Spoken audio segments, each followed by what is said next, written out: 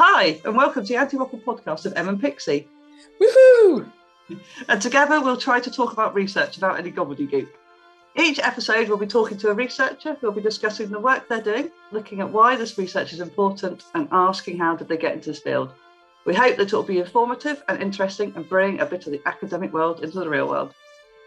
Today we have Dr. Sara Garfield, pharmacy practice researcher at University College London and Imperial NHS Trust. Thank you so much for speaking with us today, Sara. It's really great to have you here. Thank you for having me. I wondered if you wanted to start by telling us a bit about your research.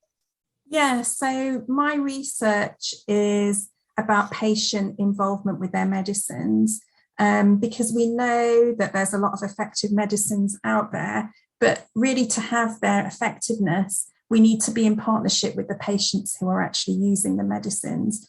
We know that 30 to 50% of people don't necessarily take their medicines as prescribed. And in the past, there's been this approach of we've got to educate patients more and make sure they know how to take their medicines. And the newer approach has been to actually start thinking about working in partnership with patients and understanding more about why they do and don't want to use medicines and sort of optimizing their medicines to suit them and really having a more shared decision-making perspective. So that's really the background of my research. So I've looked at various things during my career. I did my PhD in patients' perceptions of antidepressant medication, and I spoke to over 50 patients who had started taking antidepressant medication and asked for their views on them, what their thought processes were about them, and whether they decided to carry on and not carry on and why that had been. So following on from my PhD, I've done a lot of postdoctoral research in this area. And one of the things I got into to do with really funding available was medicines safety. So looking at medicine safety research, my really role in that has been looking at, well, what's the patient's perceptions of medicine safety? Can they be involved in making medicines use safer? And how do they feel about that? So that's, and also looking at carers' role in that. So that's what I've been mostly working on in the last 10 years. Wow, they say it takes 10 years to become an overnight success, don't they? So it's all about to take off. No, it's really interesting because when I read about what you were doing, about how you were getting patients involved, and then my first kind of thought was, but with medicines are chemistry. So how involved can the patients be? That was my first thought. But then, as you were explaining, it's if they're not taking them, then they're not going to be any good to them at all anyway, are they? Yes, that's right. And also, if for some reason something's going wrong in the process and for some reason they're not getting the medicines the way they should, then that's also going to mean that they're not going to be effective. And sometimes patients can be very active in that as well. And I would also add to that, really, that even when we're talking about the chemistry and the more lab-based side of things, which isn't my direct research area, we can still have patient involvement in that stage. So at the moment, one of the projects that I've been working on is looking about vaccine hesitancy. And one of the projects we've been proposing as part of a grant application is that actually we shouldn't wait until a vaccine is developed and then get patient involvement in how to get that acceptable. If we understand what's important to patients while we're developing the vaccines and doing vaccine research, we're much more likely to get acceptance down the line, because then their user acceptability is actually built into it as well. So how did you, when you first started on the research, it's like two questions really. What was the reception of both the sort of like the medical profession and the patients themselves? What was the reception to your research? So the patients were generally happy to be involved in this. Obviously, my first project when I started, was about antidepressant medication. So from that perspective, obviously, you had to be sensitive to the fact that not everyone would be in a place where they wanted to talk about it. But in general, I would say the perceptions are mixed, because sometimes as part of my research, I also talk about healthcare professionals' views on patient involvement.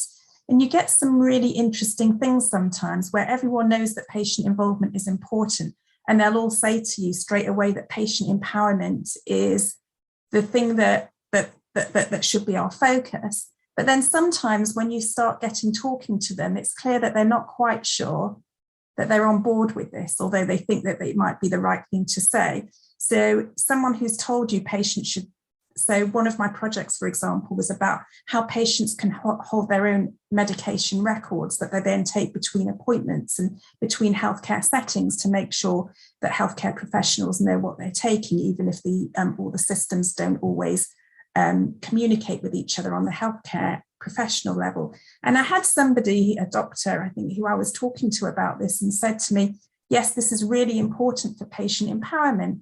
And then during the conversation, it became clear that he thought that the only person who should be updating these records would be the healthcare professionals, and patients shouldn't really be involved in that. He was worried it might not be accurate. So then one of the questions that I followed up with him is, okay, so in what way would patients have this record empower them? And he said, that's a really good question. That's a really difficult question. I haven't really thought about that. So there sometimes can be this real disconnect between what people know we're aiming to and not really fully in the culture of actually achieving that. So that can be the case. Obviously, it's different with different healthcare professionals, and it's something people are on board on to different extents. And are you finding that the patients themselves are participating and enjoying being able to have this sort of input into it? Yes. So one of the things that can be interesting as well, especially when you're looking at patient involvement, is medicine safety, is that it's the opposite way around. So if you say to a patient quite often, how are you involved in your medicine safety? Their immediate reaction might be, well, that is a healthcare professional's job. It's not really my expertise to be involved in their safety. But then when you go talking to them, then you actually find they are very involved. So somebody who told me that they're not involved, it's the healthcare professionals, later in an interview, for example, then said to me, yes, well, I actually, when they were in hospital, so they were getting their medicines delivered to them, given to them in hospital, and they said, oh yes, I always check the medicines, the tablets that are being given to me in the pot, and I never take anything unless I recognize it. So I think sometimes it's about the terminology we use and the way we talk to patients about how they want to be involved. Something that I've also done, which has been more involved, is actually having patients as part of our research team and contributing to observing things and analysing data that we've obtained in the research process, so that they're not only involved as participants, but also involved in the research process themselves. And I've had some really, really positive feedback about that. People have told me that sometimes when they've been involved in this, they've sort of had mixed experiences, that sometimes researchers say they want to be involved, but there isn't really a very clear role for them. And one of the things I think that I've found patients really enjoy and value is knowing that they're fully involved as part of the team, that their input will be valued.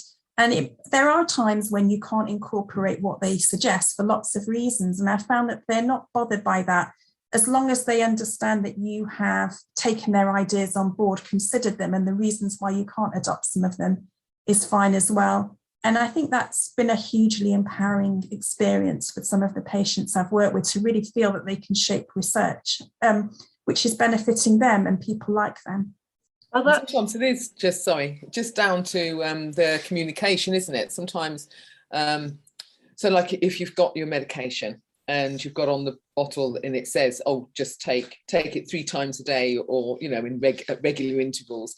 But sometimes if we just told why we need to take it at 3 times a day and why it has to be regular intervals, that can just make the difference as to whether we will or not. And it's not just, oh, it's just written on the bottle for the sake of being written on the bottle. They just needed something to put there. And it's, do you get what I mean? It's just that whole communication thing, isn't it?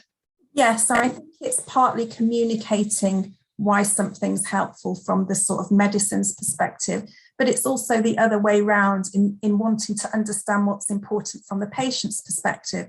So it might be a medicine says 3 times a day and you can explain to the patient why that's important. But if the patient has a schedule and for some reason or other, they're finding it very difficult to take that middle dose because of their work commitments and then remembrance to take it and everything else going on, actually it would be better for them to only have to take their medicines once a day. You might be able to change the medicine by giving a different type of preparation that releases itself gradually during the day. Or you might be able to put them onto a different medicine of the same type, which you can only take, which only needs to be taken once a day. So I think it's a mixture of both the patient understanding what's important from the healthcare professional's point of view and the healthcare professional really understanding what's happening for the patient as well. Going back to, you mentioned the patients being part of a research team and sort of being able to be involved in that. That's really fascinating. I just wondered if you could give me an example of, sort of how they could be involved. Yes. So one of the projects we did was about looking on hospital wards about how patients were involved with their medicines and in consultations about medicines with doctors, with nurses, with pharmacists. And so we did quite a lot of observations on the ward where we were watching what happens during consultations. And some of the people who were already involved on our advisory group, some of the patient representatives said, you know what, actually, we'd like to be involved in doing some of these observations too. So we looked at how to make it happen, and we had quite a lot of bureaucracy and governance to go through, obviously with having patients being part of a team on a ward. But having done that, we found we got some really, really rich perspectives. So as healthcare professional researchers who were interested in medicines, we were very focused on the information being exchanged about medicines during the consultations, how patients were being involved in those, how they weren't being involved in them at other times, and got some really rich data about that. But from the patient's perspectives, they were less focused on the medicines and they were more focused on, well, actually, what would it feel like? What does it feel like to be a patient in this consultation as a whole? And so we had this sort of what was going on about the medicines that we'd picked up together with the information that they had about, well, this is what it would have felt like. And putting the two of those together gave a much richer outcome than if we'd have only had one or the other. So that's one example of where that has worked really well. That's really cool. Yes, I'm definitely an advocate of people getting involved, and especially in research. That's one of the reasons why when Em suggested that we do this podcast, that I said, oh yes, please. I'd like. I think that's a really good one to sort of like to be involved, because sometimes things just happen around us and happen to us.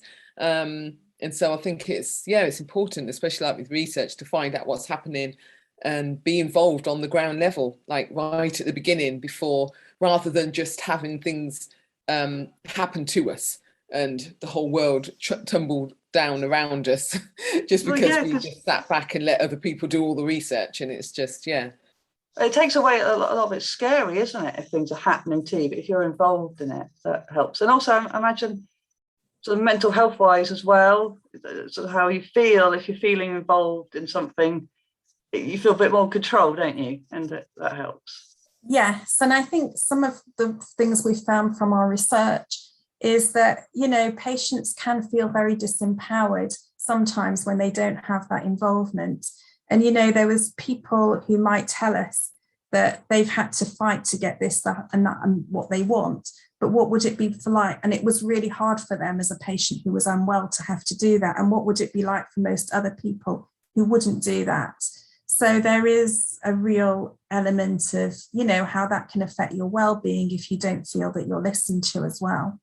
So do you have a story or a piece of your research that you're most proud of, that you could see, actually, I can see where that made a difference to either the greatest number of people or to one person? That's a good question. I think one of the things in my research that is difficult is you don't always know the exact impact of what you've done to everybody. So it's hard to scale up on a large scale basis. So I'm thinking more about, some of the smaller scale things, which are examples. But I would say is we did some focus groups where we had together some people who carried information about their medicines with them and some who didn't. And we wanted to find out what motivated them. And some of the people who didn't carry information all said that the reason that they didn't carry information about their medicines is because they thought we'd have a full joined up system and everyone would know what they were taking. And when they found out through these focus groups that wasn't the case, then a lot of them said, yes, I am now going to carry information about my medicines and make sure people have that information. And that was quite a common theme around, because we did some work on this and we were trying to recruit people. And even when I put recruitment things on Facebook saying for a later stage, we're specifically looking for people who carry information about their medicines, I'd have people sending me private messages or messages on the group saying, oh, I don't do that, but is that a good thing to do and should we do it? So it seemed to sort of help people to be more involved in carrying information about their medicines. Some of the patients on the research team also did. And something happened to me that I was at another social event, nothing to do with work at all. And I was catching up with someone and they were asking me about what I'm researching on now. And I was telling them. And as I was talking to them, there was this bigger and bigger group of people gathering around me to really want to know more about it. And that was about this patient-held information about medicines. And we did find in the study that there are lots of ways that carrying information about your medicines can improve medicine safety. So we would hope that means that we would definitely have had some impact on someone's health. And one of the other things we did in that project is we had a designer who worked with us and our patients to co-design some posters and flyers giving information about to people about how important this is and why could be important to carry information about medicines. So it's hard to actually say that someone's come back to me and said, well, it would be nice to say someone's come back to me and said, well, because of your project and I had carried this information about my medicines, it saved my life. So I can't go that far at all. But what I can say is that we know that this is something that people found helped their medicine safety. And we know that at least some people are doing it who weren't as a result of our study. Oh, that's brilliant. Yeah, that's definite plus. Yeah, because I think a lot of people assume that all of the NHS systems talk to each other, which of course they should do. But yeah, no, I think sometimes even within one hospital, one trust, you've got systems that don't speak to each other. So it's crazy. But yeah, no, that's an excellent thing excellent message to start spreading around, if nothing else. And I know you touched on this earlier. You talked a bit about your career and sort of how you got to this bit. But can you talk us through how did you start out in your career before you became a researcher? How did you get to this point? So I guess for A levels, I enjoyed chemistry, biology. Didn't enjoy the other sciences. So those were two sciences that I did at A level.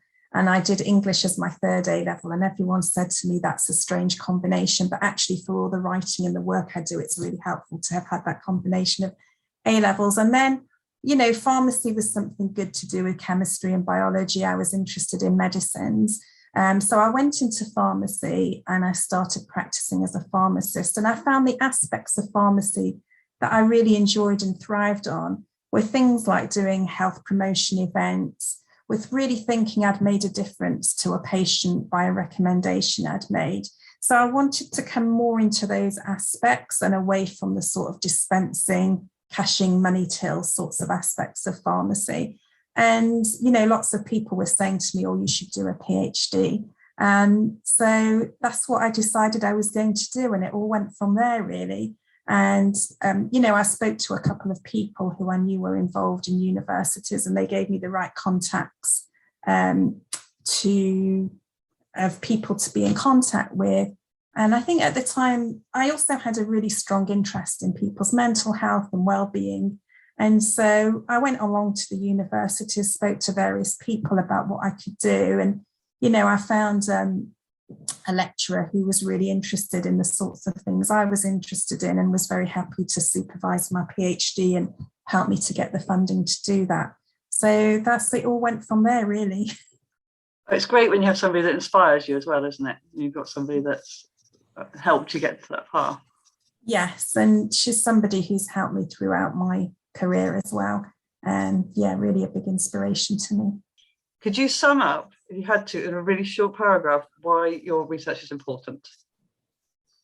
Okay, so my research is important because medicines are only effective if they're used by patients. The World Health Organization has recognized that actually helping people to use the medicines we've got to better benefit would help health more than all the research into just getting new medicines.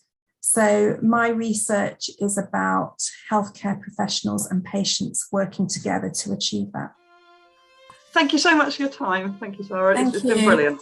Thank you. Yes, excellent. Thanks. It's lovely meeting you, and you. really interesting subject. Thank you. Thank you. Thanks, Sara. Thank you ever so much for your time. And thank you to everyone for listening. We'll put up links on our Twitter account, which is @Anti-Waffle Pod. And please do get in touch, as we'd love to hear from you. Bye. Bye.